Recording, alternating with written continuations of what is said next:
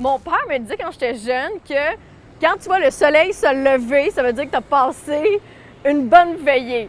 Puis là, c'est c'est complètement l'inverse. Je me suis levée à 5h50 du matin, je fais jamais ça.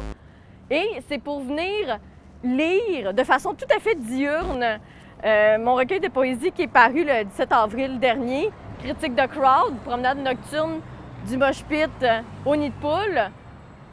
Puis ça me tenait à cœur de rendre hommage aux salles puis aux bars indépendants qu'on s'ennuie, qu'on a hâte de retrouver. Je vais jaser à de la brique, c'est ça la poésie. Moi, pas jaser à du monde, on va aller jaser au patrimoine montréalais. Je sais que notre promenade diurne et poétique allait commencer vers le triangle.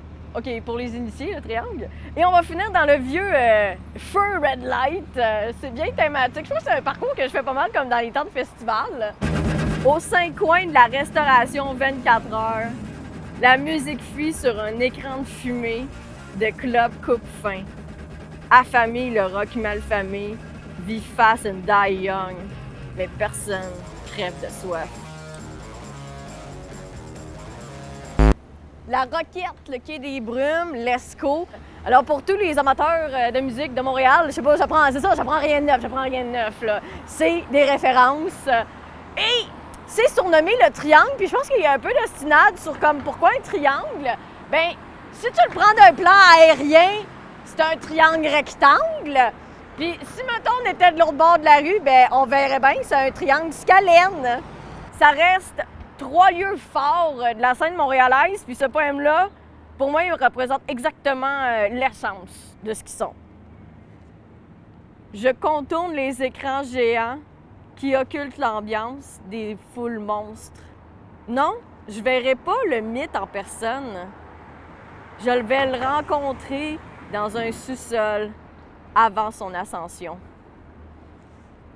Un autre poème très triangle et très shot. 5 shots pour 15 piastres.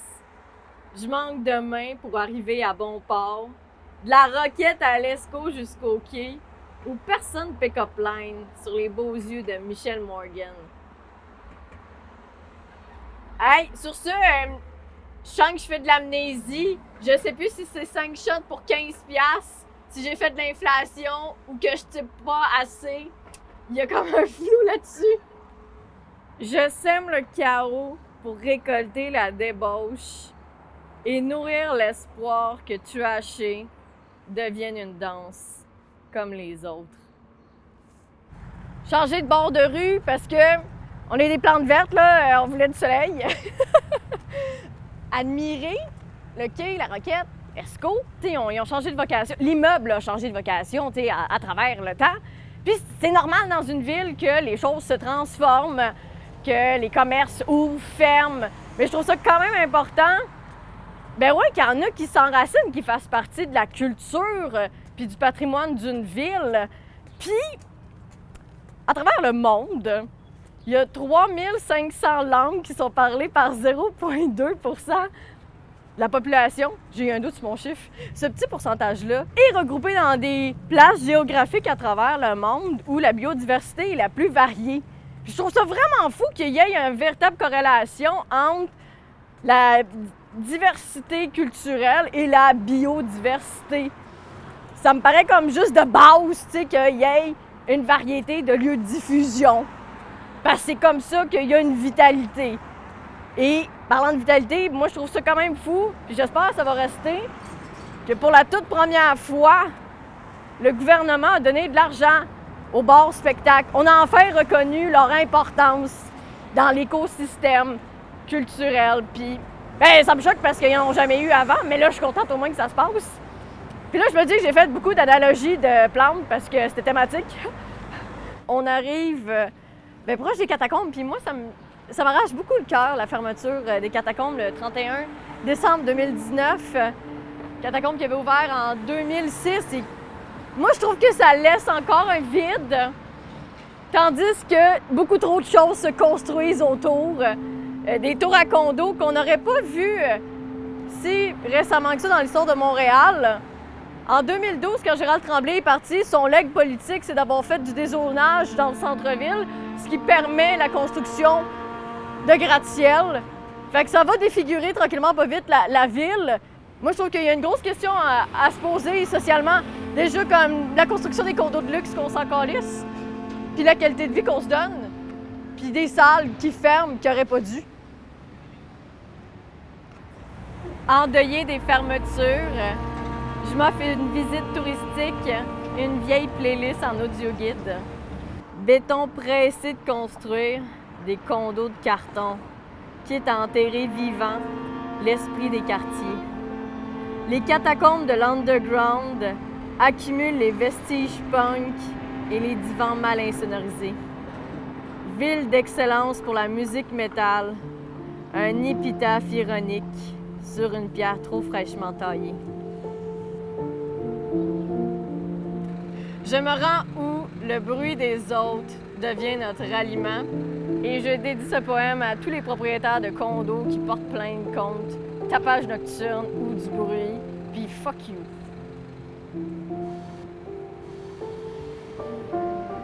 Un petit détour, peut-être un détour incontournable pour notre promenade. La MTLUS, dont la bâtisse, elle date de 1880 quelque. C'était une patinoire au départ, moi ça me fait rire. Avant d'être, après différentes vocations, ça a été un cinéma porno. Moi, je me dis qu'on va voir des shows MTLUS, on se dit pas que c'est passé des affaires coquines avant, tu sais. Et dans le coquin, mais seulement dans le nom, classique des classiques, Foufoune électrique. Ils ont-tu monté le prix de la bière du mardi soir? Je ne crois pas. Et j'aime toujours le ressouligner tout le temps et ad nauseam que parmi les fondateurs des Foufounes électriques, il y a aussi le fondateur du Parti Rhinocéros, François Gault. Puis ça, c'est vraiment nice à savoir. Kijiji a pignon sur rue, fidèle au poste, à travers les modes, les années, le fret, les bœufs. Le scalper sous la marquise ne regarde jamais la tête d'affiche en pleine face. Dernier détour, vraiment au centre discret du Red Light et qui montre là, dans l'écosystème comment les choses peuvent vraiment s'enraciner ou beaucoup se transformer. On va vers le Club Soda et le Café Cléopâtre.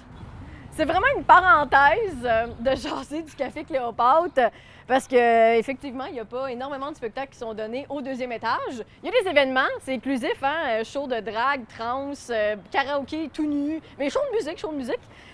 Mais pour moi, le Café Cléopâtre, c'est important parce que il reste contre vents et marées le dernier vestige du Red Light montréalais. Le propriétaire Johnny s'est battu de 2009 à 2011. Les négociations sont montées jusqu'à 1,7 million. Le gars, il dit encore non! Pour construire une bâtisse de 12 étages pour Hydro-Québec, finalement, il aura obtenu gain de cause par entêtement. Faut le faire! Oui, tu vas me dire faut le faire, tu sais, pour un bar de boules, mais pas que n'importe lequel quand même. C'est probablement le plus éthique et le plus inclusif à Montréal. Club Soda, c'est déjà appelé le Crystal Palace. Le Club Soda qui a déjà été à la place du théâtre Fairmount. Quel merveilleux hasard que cette porte soit ouverte! Pour moi, ça prouve comment un nom et un lieu peuvent avoir différentes vies puis que ça traverse le temps. Le Club Soda traverse le temps. Une horde de bêtes de scène mises au régime gravit le quatrième mur. On mange des semelles, des écureuils volants plein la gueule. Ça manque d'imagination quand même. Long. Asti que c'est long. La vente d'alcool pour renflouer la culture. C'était mon poème hommage aux entractes. Hein?